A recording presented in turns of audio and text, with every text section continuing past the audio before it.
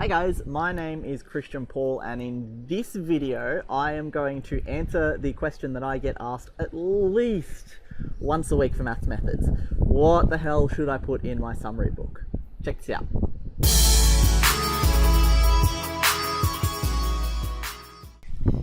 So I get this question really frequently. It's all the time, it's really common. You know, what should I put in my summary book? What should I make sure is in there to get the absolute best result, especially out of exam 2, obviously, which is where the summary book actually gets used.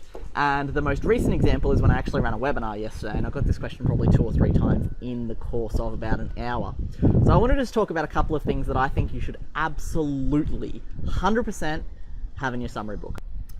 The first thing that you want to have in your summary book is you want to make sure that you've got only the information that you actually need. One of the biggest issues with summary books is they get really dense, really thick. You know, you get something that ends up about this big and you actually can't find the information you're looking for. So my first rule about writing a summary book is you only put the bare minimum in that you actually need. Only put in stuff that you may actually forget. If there's something that you know beyond a shadow of a doubt, do not put it in your summary book. I don't care if it's something that you feel like is absolutely essential to methods. It's not essential if you already know it.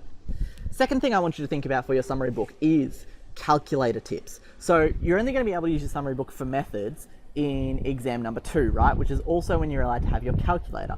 So what you should be doing is making sure that you can get all of your calculator stuff down perfect. If there's anything on the calculator that you tend to struggle with, you tend to forget about, tend to forget how to do, can't remember where it is in the menu, whack that information in your summary book. Give yourself actual instructions for how to deal with all this kind of stuff, and you'll find life is just that little bit easier.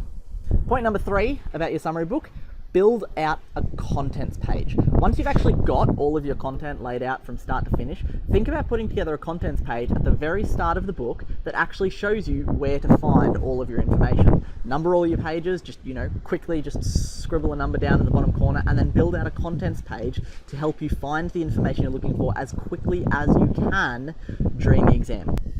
Tip number 4, do not put too many worked examples. I'm a big fan of worked examples, and I think pretty much everybody is, because they give you a clear, concise way to get through a practice question. What you don't need is 4 examples of the same question that show you the exact same method in only slightly different scenarios. What you want to do with summary books is give yourself just enough to be able to get through. In summary books, as with many things, less is more.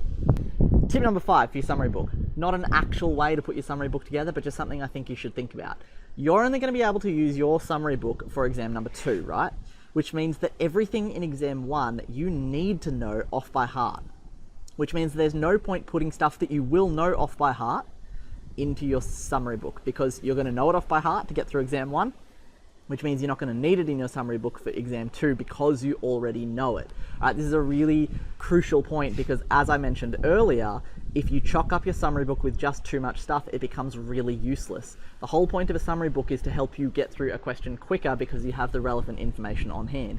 If it takes you 5 minutes to find the information you're looking for on a question that should only take 3 minutes, you're kind of shooting yourself in the foot, and it's going to make life a little bit difficult. So there you have it, 5 tips on how to put together your summary book for methods. I'll be doing another video for how to do the same thing for further. The idea is kind of different for further because you're allowed to have your summary book and calculator for both exams. So there's a few different strategies to think about there. Anyways, my name is Christian. Thanks very much for watching, and I'll see you on the next video. Bye for now. Boop.